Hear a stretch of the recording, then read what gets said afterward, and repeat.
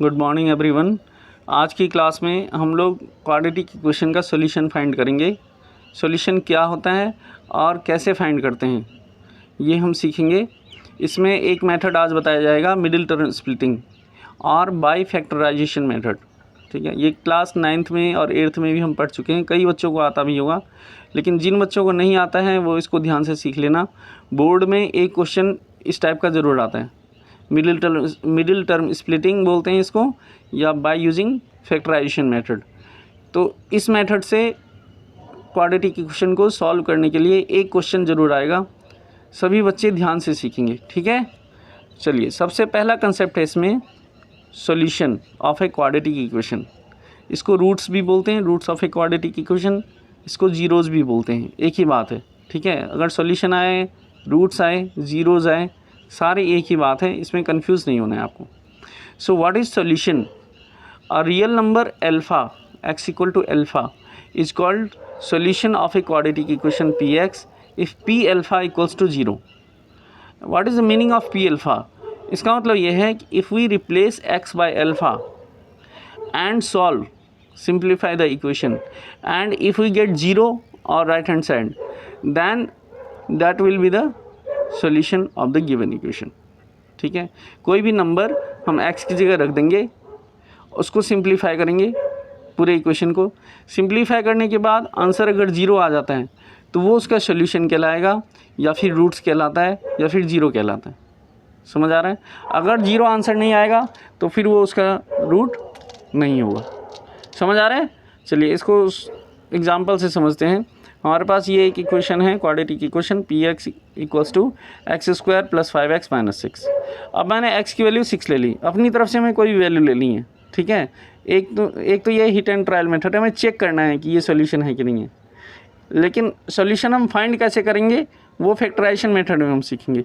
लेकिन यहाँ पे मैंने कोई भी वैल्यू ले ली है, सिर्फ चेक करने के लिए कि ये इसका सॉल्यूशन है कि नहीं है।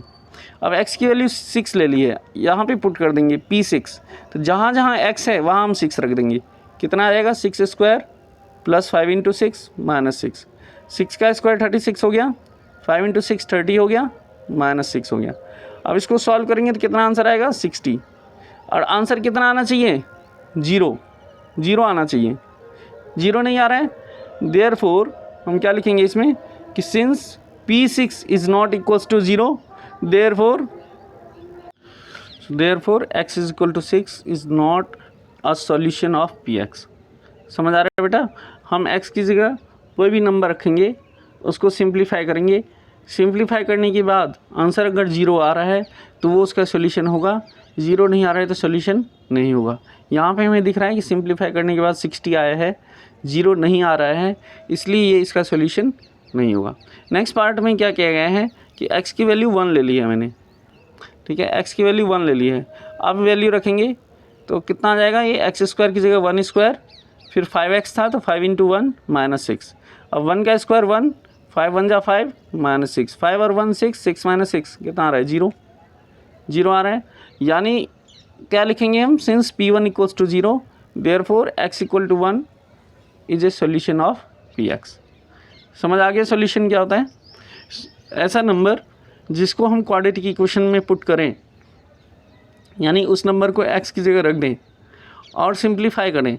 सिंप्लीफाई करने के बाद अगर 0 आंसर आ जाता है, then that number will be the solution of a quadratic equation, और वी कैन से रूट्स और जीरोज़, एक ही बात है। समझ आ गया सबको? चलिए, इसको समझ लेना, तब ये नेक्स्ट आप कंसेप्ट देखना कि हम कैसे फैक्टराइजेशन मेथड यूज़ करते हैं, ठीक है। ओके, इसमें एक रिमार्क है, since quadratic equation has degree 2, quadratic equation की डिग्री कितनी होती है? 2। Therefore a quadratic equation has 2 roots और 2 ज़ीरोज़। ये भी 1 मार्क्स में पूछा जाता है कि क्वाड्रेटिक इक्वेशन की कितने रूट्स होते हैं, कितने रूट्स, मैक्सिमम कितने रूट्स पॉसिबल हैं। तो मैक्सिमम कितने रूट्स पॉसिबल हैं? 2 रूट्स। मैक्सिमम कितने जीरोज़ पॉसिबल हैं? 2 ज़ीरोज़। मैक्सिमम कितनी सॉल्यूशन हो सकती हैं? 2 सॉल्यूशंस। क्यों हो सकती हैं? क्योंकि इसकी डिग्री 2 होती है। जिस इक्वेशन की डिग्री जितनी होगी उसके मैक्सिमम सॉल्यूशन उतने ही होंगे। समझ आ रहा है? क्यूबिक इक्वेशन है तो उसके मैक्सिमम सॉल्यूशन 3 होंगे। ठीक है, 3 से ज़्यादा सॉल्यूशंस नहीं होंगे। ये चीज़ समझ आ रहा है सबको? चलिए अब इसके बाद हमारा नेक्स्ट कंसेप्ट है solution of a quadratic equation by factorisation method. अब हम ये सीखेंगे कि हम फैक्टराइजेशन मेथड से कैसे क्वाड्रेटिक इक्वेशन को सॉल्व करते हैं। वेरी इंपॉर्टेंट कंसेप्ट है। इसका दूसरा नाम मिडिल टर्म स्प्लिटिंग है, ये याद रखना है आपको, ठीक है। मिडिल टर्म स्प्लिटिंग और क्वाड्रेटिक फैक्टराइजेशन मेथड दोनों एक ही बात है। अगर फैक्टराइजेशन मेथड लिखा आएगा तब भी यही रूल लगाएंगे, मिडिल टर्म स्प्लिटिंग लिखा होगा तब भी यही रूल लगाएंगे, ठीक है। इसको ध्यान से सीखेंगे, वेरी इंपॉर्टेंट कंसेप्ट है, ठीक है बच्चे। देखिए इसमें पहला जो हमारे पास जो इक्वेशन है ax² + bx + c = 0, ये हमारे पास क्वाड्रेटिक इक्वेशन है। सो स्टेप 1 में क्या करना है, हमें a और c को मल्टीप्लाई करना है हमेशा, ठीक है। कभी कभी जैसे यहाँ पे कोई नंबर नहीं होगा, जैसे मान लीजिए हमारे पास है x² + 3x + 2 है, ठीक है। तो अब यहाँ पे a की वैल्यू कितनी है 1, तो 1 × 2 करेंगे तो 2 आंसर आएगा, ठीक है। a × c की वैल्यू फाइंड करनी है, a और c को मल्टीप्लाई करना है। अगर यहाँ पे मान लीजिए हमारे पास इक्वेशन है 3x² + 7x + 2 = 0। So what is the value of a × c? a × c कितना आ जाएगा, 3 × 2 6 आ जाएगा। a और c को मल्टीप्लाई करना है स्टेप 1 में। इसमें कि तो किसी को कोई प्रॉब्लम नहीं होगी, सबको समझ आ गया है, a × c को मल्टीप्लाई करना है। इसके बाद आपको क्या करना है कि ब्रेक ac, जो भी ac नंबर आया है मल्टीप्लाई करके जो आंसर आया है उसके 2 पार्ट्स हम फाइंड करेंगे, 2 पार्ट निकालेंगे, such that according to sign of c we get b। जो c का साइन होगा उसके हिसाब से b आ जाए। उन दोनों पार्ट को मल्टीप्लाई करके तो ac आना चाहिए, ठीक है, मल्टीप्लाई करके तो a × c आना चाहिए। लेकिन c अगर प्लस का है, जैसे हमारे पास ax² + bx + c है, ठीक है। तो अगर यहाँ पे पॉजिटिव साइन है तो फिर उन दोनों को प्लस करके भी आना चाहिए, और अगर यहाँ पे नेगेटिव साइन है तो फिर माइनस करके भी आना चाहिए। ये चीज़ समझ आ रहा है? चलिए एग्जांपल में देखेंगे। स्टेप 2 थोड़ा सा इंपॉर्टेंट है, यही चीज़ समझना है। स्टेप 1 में तो हम a × c करेंगे, इसमें कोई प्रॉब्लम नहीं आएगी। स्टेप 2 में a × c जो नंबर आया है मल्टीप्लाई करने के बाद जो नंबर आएगा उसके 2 पार्ट्स हम फाइंड करेंगे, 2 पार्ट में इसको ब्रेक करेंगे, और इस तरह से ब्रेक करेंगे कि उसको मल्टीप्लाई करके तो सेम आंसर आए, जो a × c आया था वही आंसर आए। और अगर c पॉजिटिव है तो प्लस करके b आए, c अगर नेगेटिव है तो माइनस करके b आंसर आना चाहिए, ठीक है। चलिए देखते हैं, एग्जाम्पल देखते हैं, आपको एग्जाम्पल समझ आएगा। Example number 1। अब देखिए यहाँ पे क्या है, x² + 5x + 6 = 0। a की वैल्यू इसमें कितनी है 1, b की वैल्यू 5 है और c की वैल्यू 6 है। तो पहले a × c करेंगे, कितना आएगा 1 × 6, 6 आ गया, ठीक है। अब 6 के ऐसे 2 पार्ट फाइंड करने हैं जिससे हमें प्लस करके 5 आए। प्लस हम क्यों कर रहे हैं यहाँ पे, क्योंकि c = 6 है और वो पॉजिटिव है नेगेटिव है, c का साइन कैसा है, c पॉजिटिव है, तो इसलिए हमें प्लस करके 5 लाना है, ठीक है। तो यहाँ पे हमें दिख रहा है कि 6 के जो हैं 2 पार्ट कौन कौन से हो जाएंगे, 3 और 2, ठीक है। 3 × 2 = 6, मल्टीप्लाई करके तो यही आना चाहिए, 3 × 2 को मल्टीप्लाई करेंगे 6 आएगा। और फिर इसको जब हम प्लस करेंगे तो कितना आएगा, ये 3 + 2 कितना आएगा 5 आएगा। समझ आ रहा है नहीं आ रहा है समझ में? ये चीज़ वेरी इंपॉर्टेंट है। सबसे पहले a × c फाइंड करेंगे, हमने a × c फाइंड किया, a × c फाइंड किया तो हमारा कितना आ गया 6, स्टेप 1 हो गया। फिर स्टेप 2 में ये बोला है कि ac के ऐसे 2 पार्ट फाइंड करने हैं। यहाँ पे हमने 2 पार्ट फाइंड किया है, ac को हमने 2 पार्ट में ब्रेक कर दिया है, और इस तरह के पार्ट्स फाइंड किए हैं कि उसको मल्टीप्लाई करके तो यही आए सेम टू सेम, और प्लस या माइनस करके b आए। यहाँ पे हमें ये दिख रहा है कि c जो है ये कैसा है, पॉजिटिव है, इसका साइन पॉजिटिव है, इसलिए हमें ऐसे पार्ट ढूंढने हैं कि उन दोनों को प्लस करके b आना चाहिए, यानी 5 आना चाहिए।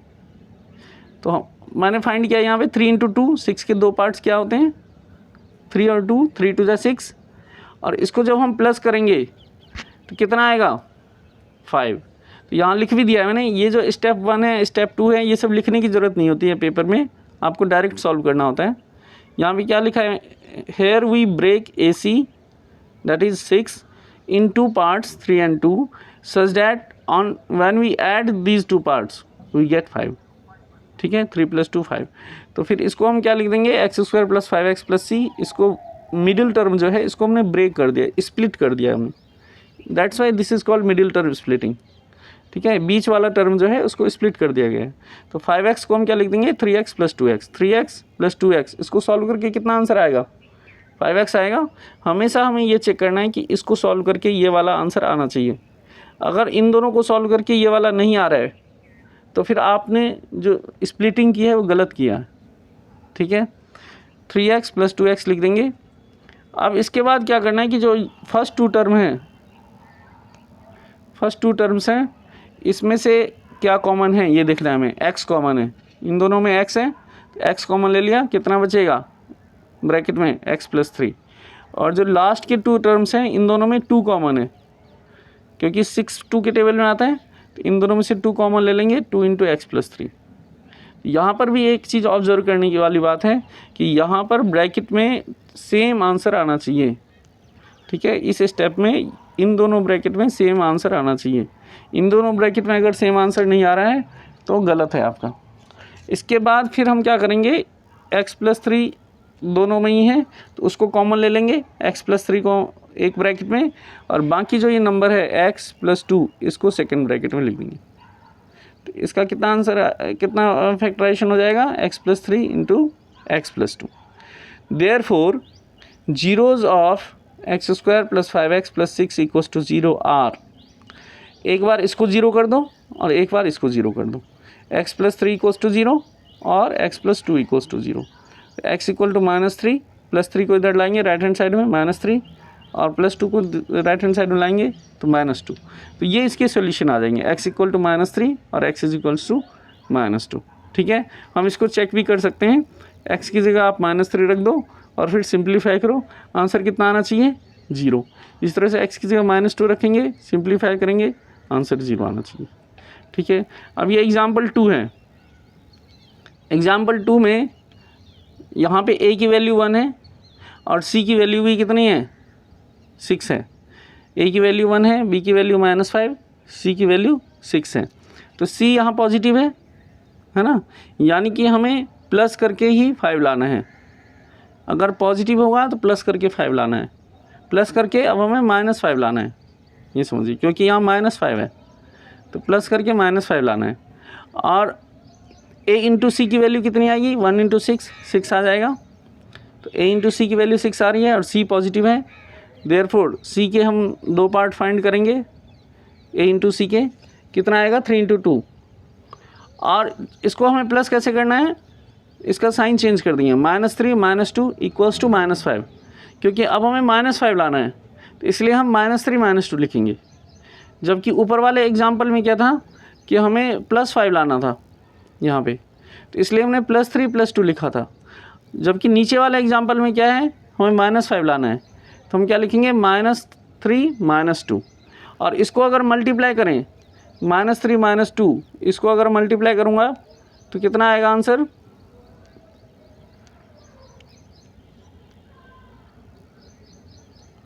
इसको अगर मल्टीप्लाई करें -3 × -2 कितना आंसर आएगा, 6 आएगा, प्लस का 6। तो आंसर तो a × c आ रहा है, कोई प्रॉब्लम नहीं है। ये चीज़ समझ आ रहा है, साइन के हिसाब से हमें काम करना होता है। तो इसको ब्रेक कर देंगे, यहाँ पे x² - 5x + 6 इसको लिख देंगे x² - 3x - 2x। अब हम इसको यहाँ पे देखेंगे, इसको सॉल्व करके ये बीच वाला नंबर आना चाहिए, -3x - 2x कितना आ रहा है, -5x आ रहा है। चलिए ठीक है, अब इसके बाद क्या करना है कि जो पहले 2 नंबर हैं इसमें से कॉमन लेंगे और लास्ट के जो 2 नंबर हैं इसमें से कॉमन लेंगे। तो पहले दोनों में से x कॉमन ले लो, तो कितना बचेगा, x - 3, और इन दोनों में से -2 कॉमन ले लो, तो कितना बचेगा, x - 3। -3 क्यों हो गया कि जब भी आप माइनस कॉमन लेते हैं तो ये वाला जो यहाँ पे जो साइन होगा वो बदल जाएगा। अगर ये पॉजिटिव है तो यहाँ नेगेटिव आ जाएगा, और अगर ये नेगेटिव है तो यहाँ पॉजिटिव आ जाएगा। ये चीज़ ध्यान रखना है।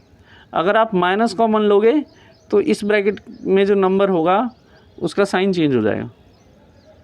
ठीक है, क्लियर है सबको? चलिए अब इसको सॉल्व करेंगे। यहाँ पे फर्दर कितना आ जाएगा, x-3 आ गया, ये क्लियर दिख रहा है, x-3 आ गया। x-3 कॉमन ले लिया, क्या बचेगा फिर, x एंड -2। तो एक ब्रैकेट में x-3, दूसरे ब्रैकेट में x-2। Therefore zeros of x² - 5x + 6 = 0, x-3 = 0 और x-2 = 0। दोनों को 0 के बराबर रख देते हैं और फिर x की वैल्यू फाइंड करते हैं। तो x की वैल्यू 3 आ जाएगी, यहाँ पे x की वैल्यू 2 आ जाएगी। ये इसका सॉल्यूशन आ जाएगा। जो एग्जांपल थर्ड है इसमें हमें ये दिख रहा है कि जो c है, c नेगेटिव है, ये दिख रहा है आपको, -6 है यहाँ पे। यानी अब हमें AC के दो ऐसे पार्ट ढूंढने हैं जिसको कि माइनस करके +5 आए। ठीक है, अभी एग्जांपल 1 और एग्जांपल 2 में हमने देखा था कि C की वैल्यू पॉजिटिव थी, तो इसलिए हम प्लस करके B की वैल्यू ला रहे थे। लेकिन अब एग्जांपल 3 और एग्जांपल 4 में क्या है कि C की वैल्यू नेगेटिव है, तो इसलिए हम उसको माइनस करके B की वैल्यू फाइंड करेंगे। अब यहाँ पे A इंटू C करेंगे तो कितना आएगा, -6। A की वैल्यू 1 है, C की वैल्यू -6 है, 1 इंटू -6 इज़ -6। अब इसके दो पार्ट्स करेंगे 6 के दो पार्ट कौन कौन से हो जाएंगे, 6 एंड 1, 6 1 जा 6। और इसको अगर माइनस करोगे तो कितना आएगा, 5, 6 - 1 5। बहुत ही सिंपल है।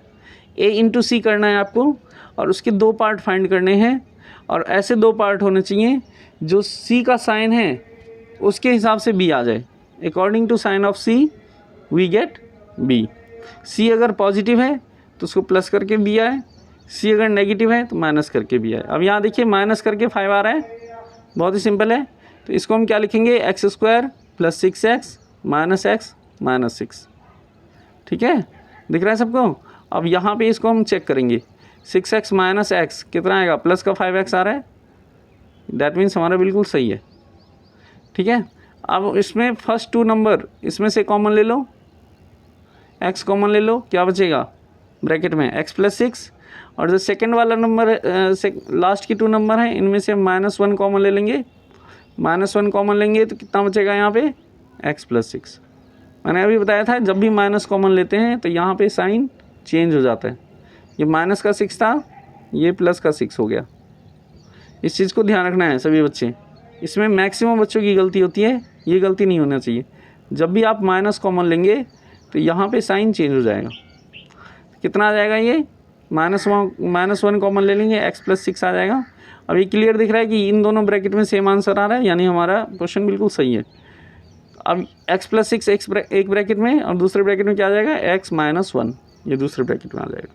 ठीक है, फिर सॉल्यूशन क्या आ जाएगा, x + 6 = 0 और x - 1 = 0। सो x की वैल्यू -6 और x की वैल्यू +1, ये इसका सॉल्यूशन आ जाएगा इस क्वाड्रेटिक इक्वेशन का। जो फोर्थ एग्जांपल है इसमें x² - 5x - 6 है, तो इसमें भी A इंटू C करेंगे तो -6 आ रहा है, C नेगेटिव है, तो अब हमें माइनस करके -5 लाना है ना। तो इसके भी दो पार्ट 6 × 1 हो जाएंगे, लेकिन इसमें क्या करना है, -6 + 1, क्योंकि हमें -5 लाना है। पिछले एग्जाम्पल में हमें +5 लाना था, तो इसलिए 6 - 1 किया गया था। अब हमें -5 लाना है, तो -5 लाना है तो हमें क्या करना पड़ेगा, -6 + 1। तो इसको हम इस तरह से लिख देंगे, x² - 6x + x - 6। फिर फर्स्ट 2 नंबर में से x कॉमन ले लो तो x - 6 बचेगा, और बाकी इसमें से 1 कॉमन ले लो तो x - 6 बचेगा। फिर x - 6 को एक ब्रैकेट में और x + 1 को दूसरे ब्रैकेट में लिख देंगे। ठीक है, तो इसके जीरोज़ क्या आ जाएंगे, x - 6 = 0 और x + 1 = 0। So solution of this quadratic equation is x = 6 और x = -1। These are the 2 solutions. ठीक है, आई होप आपको समझ आ गया होगा। इसको 2-3 बार इस वीडियो को अच्छी तरह से देखना और मिडिल टर्म स्प्लिटिंग अच्छी तरह से समझ लेना, क्योंकि एग्ज़ाम में एक क्वेश्चन ज़रूर आता है मिडिल टर्म स्प्लिटिंग का, और इस कंसेप्ट का यूज़ चैप्टर 2 में भी हुआ है। ठीक है, चैप्टर 2 भी आपको अच्छी तरह से तभी आएगा जब आपको मिडिल टर्म स्प्लिटिंग आती होगी। That's why it is very important. ठीक है, चैप्टर 2 में भी एक क्वेश्चन आता है फैक्टराइजेशन का, वो भी मिडिल टर्म स्प्लिटिंग पे बेस्ड है। तो इसको अच्छी तरह से सभी बच्चे समझ लेंगे। ठीक है, आप जो है ये सारे कंसेप्ट्स अपनी फेयर कॉपी में लिखेंगे और उसके बाद एक्सरसाइज 4.2 अपनी कॉपी में करेंगे। किसी भी बच्चे को कोई प्रॉब्लम आती है तो आप कमेंट सेक्शन में मेंशन करेंगे, मैं उसका सॉल्यूशन सेंड करूँगा। ठीक है बेटा, थैंक्स फॉर वॉचिंग।